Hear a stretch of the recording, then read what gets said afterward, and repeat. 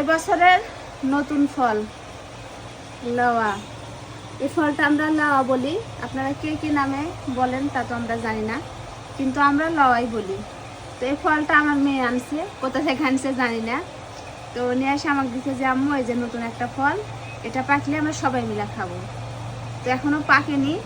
আর এই ফলটা খাইতে কিন্তু খুবই ভালো লাগে।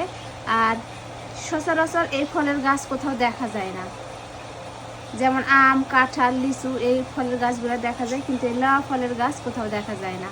তো আমার অনেক দিনের স্বপ্ন যে আমি একটা লাউয়া ফলের গাছ লাগাবো। আর লাউয়া ফলের গাছ লাগাইছিও, গাছটা একটু আপনাদের দেখাই, চলেন আসেন।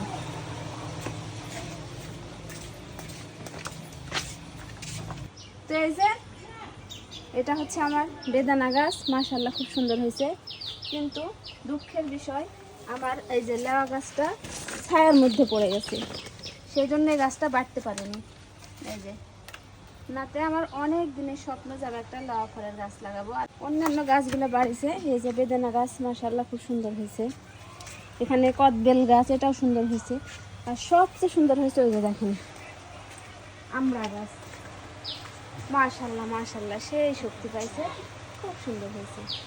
তো এই ফলটা এখন আমি রেখে দিব, আর পাকলে আমার পরিবারের 4 জন সদস্য মিলে এই ফলটা আমরা ভাগ করে খাবো।